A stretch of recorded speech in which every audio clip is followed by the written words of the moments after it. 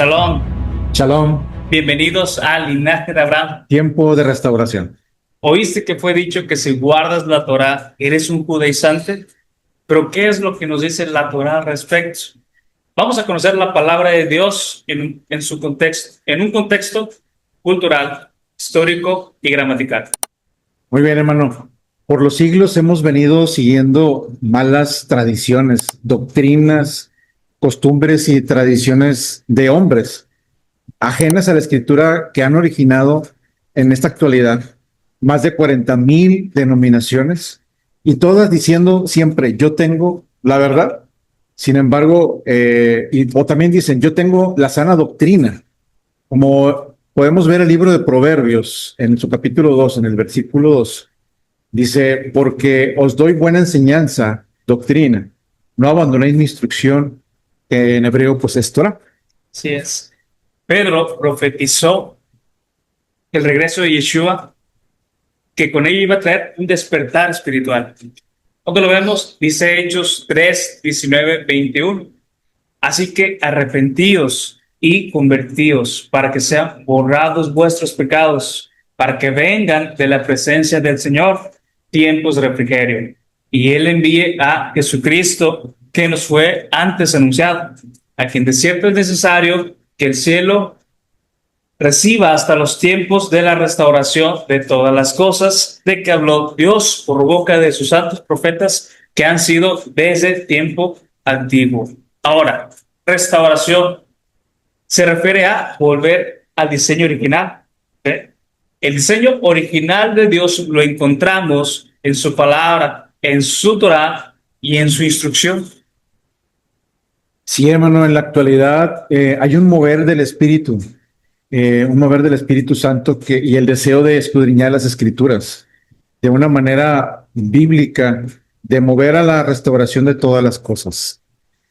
Volver al origen de lo que fue distorsionado realmente, malinterpretado por malas traducciones y corrientes desafortunadamente de hombres, ¿no? Sí. Cuando descubrimos nuestra identidad en Yeshua como pueblo de Dios, la consecuencia es guardar sus mandamientos, pero por amor a Él propiamente. Podemos ver en el libro de Juan, en el capítulo 14, versículo 15, que dice, si me amáis, guardar mis mandamientos. Así como Ezequiel profetizó lo siguiente, hermano, por ejemplo, en el capítulo 36, su versículo 26 al 28, que dice, os daré corazón nuevo y pondré espíritu nuevo dentro de vosotros y quitaré de vuestra carne el corazón de piedra y os daré un corazón de carne y pondré dentro de vosotros mi espíritu y haré que andéis en mis estatutos, guardéis mis preceptos y los pongáis por obra. Aquellos que no están de acuerdo, hermano, usan un apodo y nos llaman malamente judaizantes. Si tú estás guardando los mandamientos de Dios, como el Shabbat, las leyes levíticas de alimentación, por ejemplo, las fiestas bíblicas, seguramente te han llamado judaizante, ¿no? Pero, ¿dónde surge, hermano, esta palabra? Muy bien. Lo primero que hay que conocer sobre este término es que la palabra judaizante no está en la Biblia. ¿Okay? No se encuentra en la Biblia. Okay. Esta palabra surge en el tiempo del emperador romano Constantino, cuando impuso una serie de decretos para cambiar la ley de Dios y crear una nueva religión.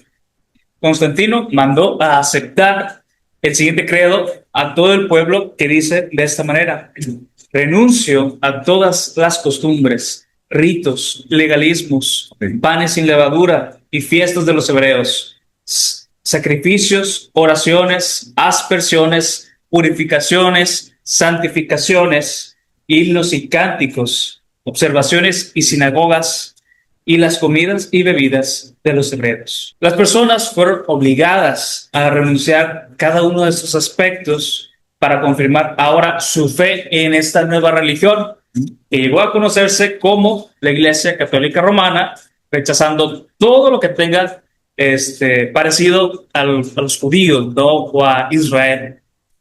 Si alguien rechazaba este decreto de Constantino, entonces se llamaba judaizante. ¿Okay? Vale. Este es el origen de esta palabra. Y esa palabra se convirtió en un término habitual para señalar que aún creemos en los mandamientos del Eterno, inclusive tachándonos de los herejes. Así llamaban a Pablo en el primer siglo por guardar Torah. Fíjense bien lo que dice Hechos 24:14. Dice, pero esto te confieso, que según el camino que ellos llaman herejía, fíjense bien, así sirvo al Dios de mis padres, creyendo todas las cosas que en la ley y en los profetas están escritas. Sí, hermano, fíjate que en el Congreso de la Odisea, allá por el año 363, estableció que ya no se debía guardar el día del reposo. Esto por el canon, los cánones que ponen, ¿no? En el canon número 29, que dice, no corresponde que los cristianos judaicen y celebren el sábado, sino que deben de trabajar ese día y festejar preferentemente el día domingo. Si algún judaizante es descubierto, que sea anatemizado de Cristo.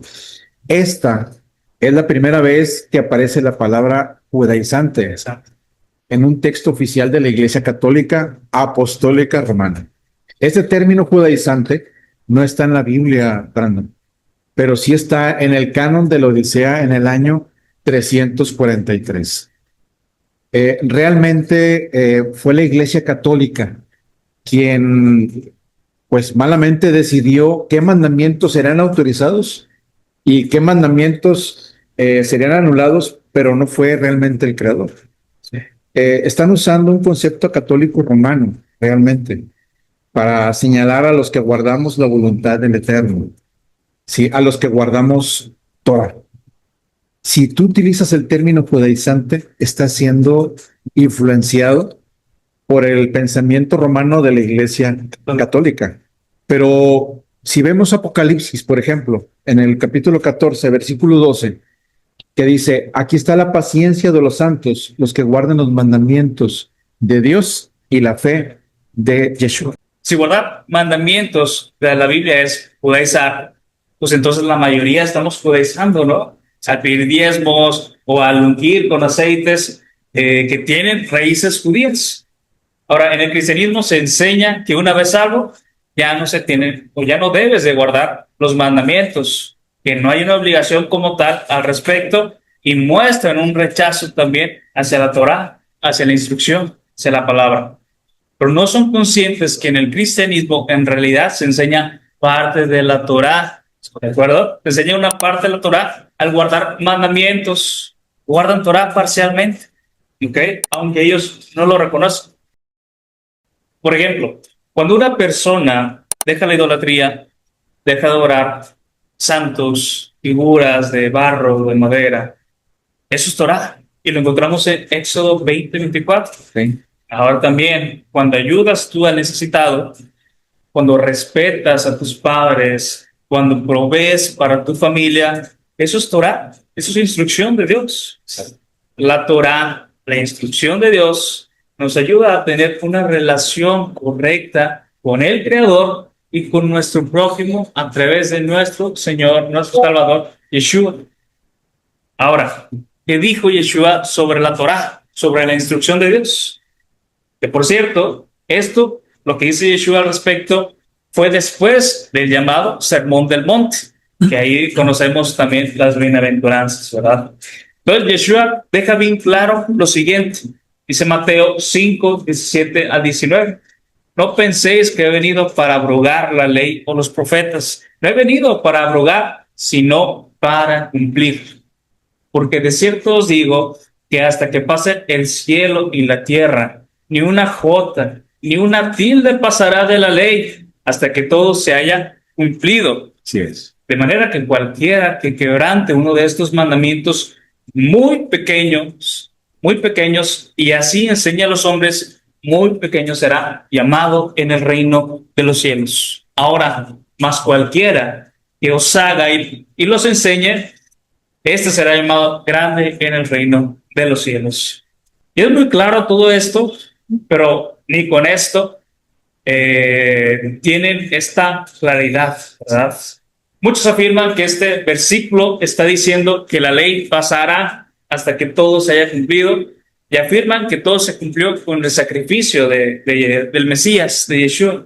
Sin embargo, aún faltan acontecimientos bíblicos por cumplirse, como el regreso de Cristo, el establecimiento de su reino milenial y el descenso de la nueva Jerusalén. Todo esto va a acontecer en el futuro. Dice Apocalipsis 21:1, se vio un cielo nuevo y una tierra nueva, porque el primer cielo y la primera tierra pasaron y el mar ya no existía más. Muy bien, hermano. Hermano Brandon, entonces, ¿a qué se refiere, por ejemplo, Gálatas, en su capítulo 2, versículo 14, que dice de esta manera: pero cuando vi que no andaban rectamente conforme a la verdad del Evangelio, dije a Pedro delante de todos: si tú, siendo judío, vives como los gentiles y no como judío, ¿por qué obligas a los gentiles a judaizar? La palabra que sí aparece en la escritura es judaizar, pero ¿a qué se refiere Pablo? La definición bíblica propiamente de judaizar es convertirse al judaísmo o enseñar las leyes propiamente judías para ser salvos. Si leemos el contexto, habla sobre propiamente sobre la circuncisión y de las obras de la ley, y se refiere a mandamientos de hombres que habían sido agregados en sus escritos, por ejemplo, como ese libro que le llaman el Talmud. El judaísmo al que se refiere Pablo propiamente seguía o buscaba tradiciones que habían sido transmitidas por líderes de generaciones anteriores, que se aferraron realmente a las tradiciones propiamente de hombres más que de la Torá, ¿sí? Delegadas a Moisés. Estas tradiciones se les nombra como mandamientos de hombres o tradiciones de los ancianos. En el Brit Hadashah, en el Nuevo Testamento, hermano Brandon, en Mateo 15, versículo 2, hay una pregunta que dice: ¿por qué tus discípulos quebrantan la tradición de los ancianos? Pues porque se lavan las manos, o ¿por qué se lavan las manos cuando comen pan? Sí, esta ley de lavarse las manos para comer pan es una ley humana de líderes religiosos, pero no está en la Torá. Esa ley no lo podemos encontrar en la Torá y no está en la palabra de Dios. En el judaísmo actual es un mandamiento llamado Netilat Yadayim, que aún hoy se practica dentro del judaísmo rabínico, pero no es parte de la Torá. Y esto lo confirmamos en Mateo 7:3, que dice: porque los fariseos y todos los judíos, aferrándose a la tradición de los ancianos, si muchas veces no se lavan las manos, no comen. Entonces comprendamos que esta tradición que ellos llevaban de lavarse las manos era una tradición humana, tradición de hombres que no encontramos en la Torá. Entonces, esta era conocida como parte de estas tradiciones de los ancianos. Pablo también denunció estos mandamientos de hombres o tradiciones de los ancianos y los llamó como rudimentos del mundo, que son preceptos que no están en la Torá. Y nos dice Colosenses 2:8: mirad que nadie os engañe por medio de filosofías y huecas sutilezas, según las tradiciones de hombres, conforme a los rudimentos del mundo y no según al Mesías. Ok, hermano, fíjate también, hermano, que en Colosenses, hablando de Colosenses, en su capítulo 2, del verso 20 al 23, dice de esta manera: pues si habéis muerto con el Mesías en cuanto a los rudimentos del mundo, ¿por qué, como si viviese en el mundo, os sometéis a preceptos tales como: no manejes, ni gustes, ni aun toques en conformidad a mandamientos y doctrinas de hombres, cosas que todos se destruyen con el uso propiamente? ¿Quiénes serían los fariseos y judaizantes en la actualidad según Yeshua? Preguntémonos esto, ¿no? ¿Quiénes serían? Pues los que han abandonado la Torá, los que ignoran la Torá, o enseñan mandamientos, doctrinas y costumbres, exactamente, y tradiciones de hombres. guardamos realmente sus mandamientos no para ser salvos, sino porque ya somos salvos por Yeshua. Fíjate, hermano, desconocer nuestra identidad bíblica en Yeshua nos lleva o nos ha originado toda esta confusión. De esto hablaremos en nuestro próximo podcast. Muy bien. Cada vez que uses la palabra judaizante o que alguien llegue a usar la palabra judaizante, la está utilizando incorrectamente. Este concepto, porque ya que enseñar Torah, tal y como está escrita, sin agregar mandamientos de hombres, es lo contrario a ser judaizante. Guardar Torah es reconocer y poner en práctica en nuestra vida la voluntad de Dios. Así que cuando llamas a alguien judaizante, lo que estás haciendo es darle propaganda a esta filosofía creada por el catolicismo romano, y sin darte cuenta podrías estar refiriéndote a ti mismo.